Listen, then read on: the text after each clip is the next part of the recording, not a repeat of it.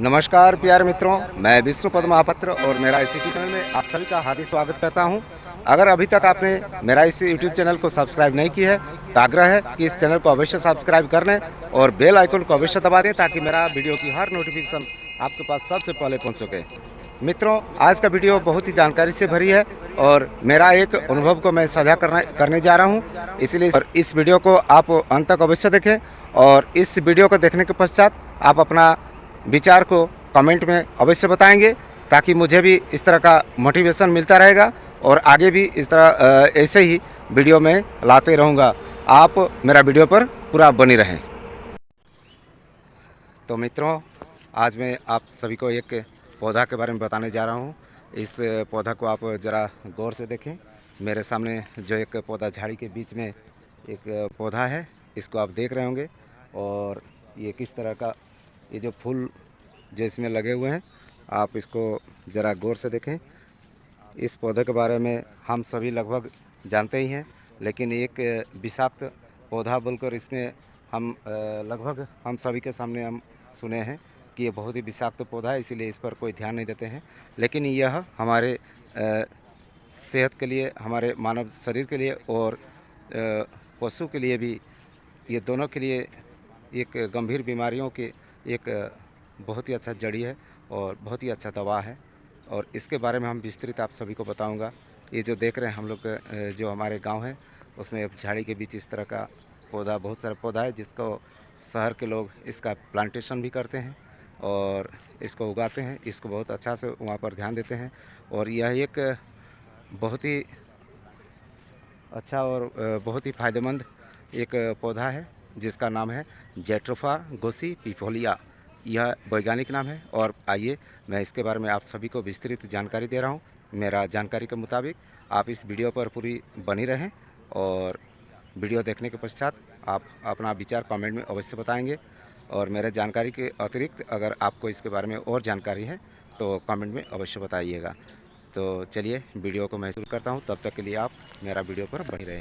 तो मित्रों, इस पौधे का जो आप फूल देखे हैं, यह गुलाबी रंग का जो फूल देख रही है, बहुत ही सुंदर और लुभावना रंग ले लेते हैं और साथ ही साथ इसका जो फल होता है, यह फल ग्रीन कलर की होती है। कुछ दिन के बाद वो पीले रंग का हो जाती है और इस फल में बीज होते हैं, जो बीज भी इसका बहुत ही औषधीय गुणों से भरपूर है।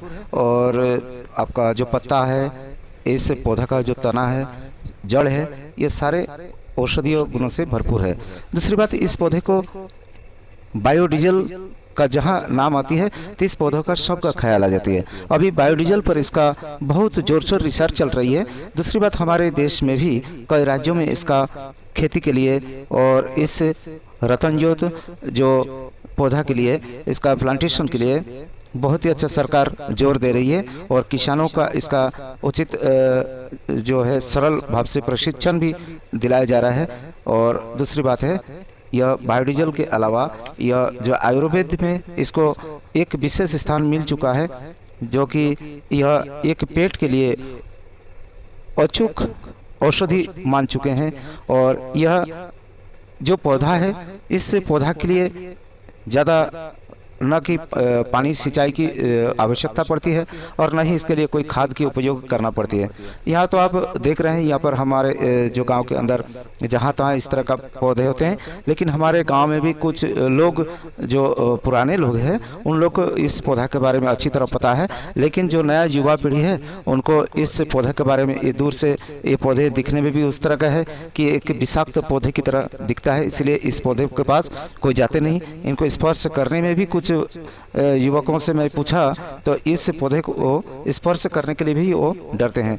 तो बात यह है कि ये सब हमारे जागरूकता की अभाव से है और जानकारी के अभाव से है कि हमारे पास अगर इतने अच्छे गुणकारी पौधा है जिसका हम गुण को जान नहीं पाते हैं और इसका कहीं न की चर्चा होती है और न हमें कोई इसका सटीक जानकारी देते हैं, जिसकी वजह से हम इसका औषधीय गुण का अपने लाभ नहीं ले सकते हैं। तो आइए मित्रों, मैं अपनी जानकारी और अनुभव के हिसाब से आज इस वीडियो में आप सभी को कुछ बताना चाहूँगा, जो आप ध्यानपूर्वक इस वीडियो को देखें और अंत तक देखें। लेकिन मेरी ओर से एक आग्रह है कि मेरे द्वारा जो बताया जा रहा है जो औषधीय गुण इस पौधों के बारे में, तो मेरा इस वीडियो को देखकर ही आप इसको औषधीय प्रयोग बिल्कुल न करें। अगर आपको औषधीय प्रयोग करना ही है तो किसी आयुर्वेद जो चिकित्सक है, जो अनुभवी चिकित्सक है और रजिस्टर्ड जो चिकित्सक होंगे, उनसे अवश्य एक बार इस औषधीय प्रयोग करने से पहले उनसे एक बार सलाह परामर्श एक बार अवश्य ले लें, ताकि आपको सटीक इसकी उपयोगिता आपको सटीक बता देंगे। तो आइए मित्रों, इसके बारे में मैं कुछ बताना चाहूँगा कि इस पौधे के बारे में अलग अलग भाषा में, अलग अलग राज्य में इसका नाम अलग अलग बताया जाता है। जैसे कि हमारे यहाँ पर जो वीडियो जहाँ पर बना रहा हूँ, मेरा जहाँ पर निवास स्थल है, यहाँ पर बंगला भाषा का ज़्यादा प्रचलन है और इसीलिए यहाँ पर बंगला में इसको भरिंडा कहते हैं या तो बाग भरिंडा कहते हैं, और हमारे जो गांव और सुदूरवर्ती इलाका में है वहाँ पर बोका भेंद्रा कहते हैं इसको। और जहाँ पर आप देखें मराठी में इसको रतनजोत कहते हैं या जयफज कहते हैं। और इसका इसी पौधे का नाम जहाँ पर आप तेलुगु भाषा में पेपालम कहते हैं और पेपालोगु भी कहते हैं। गुजराती भाषा में इसी पौधे को रतनजोत या जयफोज कहते हैं। लैटिन भाषा में इसी पौधे को जैट्रोफा कर्कस कहा जाता है। अंग्रेजी में इसी पौधे को फिजिक नाट कहता है। और संस्कृत में इस पौधे का उल्लेख बहुत ही जगह पर इनका उल्लेख है, जो संस्कृत भाषा में इनका नाम अखुपर्णिका, चित्रा और द्रावंती नाम से जाने जाते हैं। और हिंदी में इसे रतनजोत या रतनजोत कहा जाता है। तो मित्रों, इससे भी बहुत सारे राज्य में अलग अलग भाषा होती है और अलग अलग इनका इस पौधे को नाम से भी जाने जाते हैं। लेकिन इस पौधे का आप अगर गुण बताएंगे, और सबसे आश्चर्यचकित करने वाली यह वीडियो आपको दिखा रहा हूँ कि इस पौधे का जो तना है वो 13 सेंटीमीटर का मात्र 10 स्टेम्स इसका काट स्टेम्स ले लेते हैं। उसके एक बंडल करके अमेजन में लोग 55% डिस्काउंट देकर 250 रुपया में बेच रहा है। आप जरा सोच सकते हैं, हमारे घर आंगन में जो पौधे हैं, मैं इसका उचित लाभ नहीं ले पाते हैं, लेकिन दूर दराज से लोग इसका अमेजन से ऑर्डर करके इसका उपयोग कर रहे हैं, क्योंकि ये बहुत ही गुणकारी पौधा है। दूसरी ओर हम बताना चाहूँगा कि अमेजन में इसका पूरे डिस्क्रिप्शन भी दे चुके हैं कि इसमें कौन कौन सी जगह पर क्या क्या इसमें फायदा होती है। और उसका जो दांतवन के लिए जो मंगाते हैं, वो इसके लिए आप जैसे कि मसूड़ा पायरिया हुआ या दांत से संबंधित कोई भी समस्या हुआ, तो इससे यह एक अचूक दवा की रूप में प्रयोग किया जाता है। और दूर दराज से इसका बहुत ही अच्छा रेटिंग में भी मैं देख रहा था। इसका मतलब है कि बहुत सारे कस्टमर इसमें ऑर्डर कर चुके हैं और वो बहुत ही संतुष्ट है, क्योंकि यह पौधा का जो सटीक गुण जिनको पता है, उसका काम ऐसा है कि वो सुनिश्चित है यह बहुत ही अच्छा काम में आता है।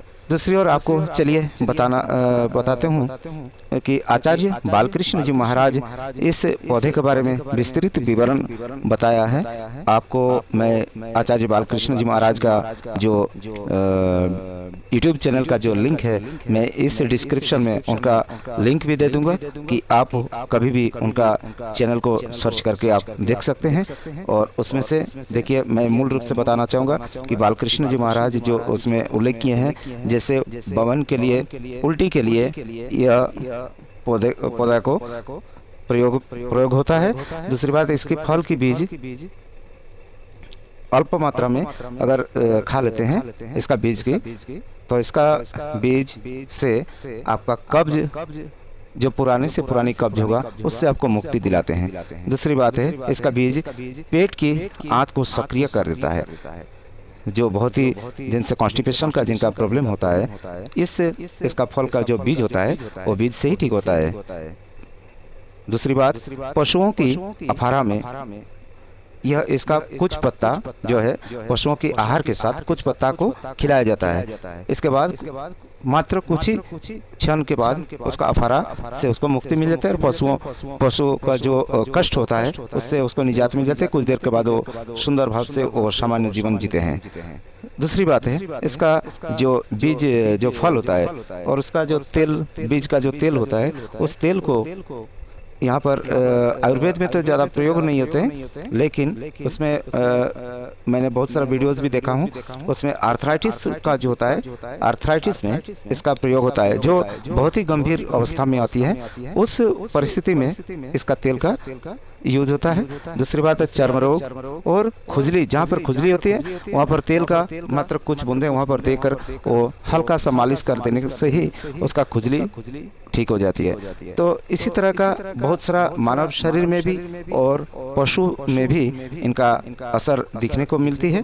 दूसरी बात है रतनजोत की जड़ी बहुत ही सावधानी पूर्वक इसको व्यवहार करना है, इसका प्रयोग करना है, क्योंकि ये अधिक मात्रा में होने से आप जो कष्ट के लिए, जो कष्ट से मुक्ति पाना चाहते हैं, अगर इसका मात्रा सही तरह से नहीं करते हैं तो आपका कष्ट और कुछ बढ़ सकते हैं। इसीलिए इसका प्रयोग करते समय आप एक आयुर्वेद चिकित्सक से उचित परामर्श लेने के बाद भी इसका प्रयोग करें, क्योंकि यह पौधा बहुत ही गुणकारी तो है, लेकिन औषधीय प्रयोग करने से हमें सटीक इसकी जानकारी होना चाहिए।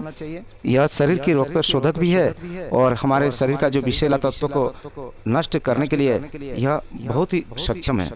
और आपको बता दूं और एक आश्चर्यचकित बात, इसका दातवन के रूप में हमारे जो गांव के जो पुराने जो दादाजी लोग थे, उन लोग में से मुझे बताएं कि इसका दातवन जो नियमित रूप से अगर कोई करते हैं तो उसका दांत और मसूड़ा का कभी भी किसी प्रकार की कोई समस्या होती नहीं है। और चलिए आपको बता दूं कि इस पौधों से आयुर्वेदिक तो बहुत सारी दवाइयाँ इससे बनती है। दूसरी बात है इस पौधे से आपको होम्योपैथी ड्रग्स भी, इससे बहुत सारा होम्योपैथी ड्रग्स है, इसी जेट्रोफा से ही बनाते हैं। होम्योपैथी मेडिसिन बहुत सारा है, जैसे जेट्रोफा कर्कस है, कैस्करा सेग्राडा है, यह कैस्करा जो सेग्राडा है और यह कैस्करा जो मेडिसिन है, अब इसका अधिकतर चिकित्सक इसका प्रिस्क्राइब करते हैं पेशेंट को जिनका कॉन्स्टिपेशन का प्रॉब्लम रहती है, और कॉन्स्टिपेशन से बहुत सारा जो बीमारी होते हैं उनके लिए यह कैस्करा सेग्राडा ये दवाई विशेष रूप से चिकित्सक ने देते हैं। और इसका अधिकतर मदर टिंचर ही प्रयोग करते हुए देखी जाती है। और इसी से जेट्रोफा गोसिपिफोलिया जो इस पौधे है, इसी पौधे से ही ये सब दवाइयाँ होती है, जैसे कि जलापा, गुल्थारिया, प्रकुम्बेंस, रेमनाउंस, कैथार्टिका, एस्लिफियस इनकार्नेटा, एनाकार्डियम ऑक्सीडेंटलिस, कॉकुलस इंडिका, यह तो दवा शायद ही अधिकतर लोगों को मालूम होगा, क्योंकि कॉकुलस इंडिका आप किसी दूर अगर यात्रा कर रहे हैं और यात्रा के दौरान आप जो पीड़ा होती है तो उसके लक्षण के आधार पर ये कॉकुलस इंडिका जो देते हैं, ताकि आपका यात्रा में किसी प्रकार की कोई बाधा नहीं आती है, आपका शारीरिक रूप से आप हैं स्वस्थ रहते हैं। इसका दवा का उसी समय इसका प्रयोग की जाती है, कॉकुलस इंडिका। और इसी पौधे से बहुत सारा दवाई बनाई जाती है, जैसे कि मैंगनाम, म्यूरेटिकम, ऐसे बहुत सारे दवाई का नाम है जो कंपनी विभिन्न ब्रांड से अलग अलग इसका ब्रांड ले चुके हैं, और इसी तरह का इसका अलग अलग एक ब्रांड बना लेते हैं। तो मित्रों, मैं बताना चाहूँगा कि इस पौधे के बारे में मेरा जानकारी के मुताबिक और मुझे जो अनुभव मिली है, और जो मुझे कुछ अपने गांव के जो पुराने बुजुर्ग जो लोग हैं, और मेरा एक दादाजी भी थे जो करीब 95 ईयर्स टू एबव होंगे, उनसे भी मुझे सुनने को मिला, क्योंकि उनका दादाजी नहीं, उनका परदादा से उनको भी यह ज्ञान मिला, और उनसे मुझे सुनने को मिला है कि यह पौधा कोई विषाक्त पौधा नहीं है। यह पौधा औषधीय गुणों से भरपूर है, लेकिन इसका सटीक अगर प्रयोग अगर नहीं करते हैं तो इसका विपरीत प्रतिक्रिया हमारे शरीर में हो जाती है। इसलिए उनका इस बात को सुनकर मैं आप सबको पुनः आग्रह करना चाहूँगा कि इनका दातवन के रूप में आप आंख बंद करके इसको प्रयोग कर सकते हैं। उसमें किसी प्रकार की कोई आपको विपरीत प्रतिक्रिया नहीं होगी। वो बहुत ही अच्छा आपका दांत और मसूड़ों के लिए बहुत अच्छा है। लेकिन इसका जहां आप जड़ हो, इसका छाल हो, इसका फूल फल और इसका पत्ता से कोई औषधि अगर प्रयोग करते हैं तो मैं बार बार आग्रह करना चाहूँगा कि कोई अनुभवी आयुर्वेदिक चिकित्सक से ही परामर्श लेने के बाद इसको प्रयोग करें। और मेरा यही आशा है कि ऐसे ही जो हमारे गांव की प्रचलन है, जो हमारे आसपास में जो पेड़ पौधा जो दिखती है, जो हमें उसका सटीक जानकारी के अभाव से हम उसे नज़रअंदाज करके चलते हैं, मैं चाहता हूं कि उसका सटीक जानकारी मेरा इस वीडियो जो यूट्यूब चैनल के माध्यम से आप सभी तक पहुंचाना चाहूँगा। और इसका एक सटीक जानकारी देने के लिए मैं प्रयास करता हूं। और हो सके, इंसान हूं तो गलती तो होना स्वाभाविक है, तो इसलिए मैं आप सभी से आग्रह भी करता हूं कि कमेंट में आप अपना इस वीडियो पर अपना प्रतिक्रिया अवश्य देंगे, ताकि मुझे अगली वीडियो लाने के समय मैं इसका अपना भूल सुधार कर सकूं। और मुझे इसका आपका प्रतिक्रिया से मुझे मोटिवेशन भी मिलता रहेगा और नए नए वीडियो लाने के लिए मैं उत्सुकता मेरा और बढ़ जाएगी। तो चलिए मित्रों, आशा करता हूं कि इस मेरा वीडियो से आप सभी को मैं अच्छी जानकारी दे पाया हूं। मेरा वीडियो पर पूरी बनी रहने के लिए आप सभी का बहुत बहुत धन्यवाद। और मेरा अगर इस YouTube चैनल को सब्सक्राइब नहीं किए हैं तो आग्रह है कि इसे एक बार सब्सक्राइब अवश्य कर लें और बेल आइकन को दबाना बिल्कुल न भूलें, ताकि मेरा वीडियो की हर नोटिफिकेशन मैं आप तक सबसे पहले पहुंचाना चाहता हूं। और अपना जो विचार हो इस वीडियो को देखने के बाद अपना प्रतिक्रिया अवश्य इस कमेंट में बताएं। आप सभी का दिन मंगलमय हो। नमस्कार, जय हिंद।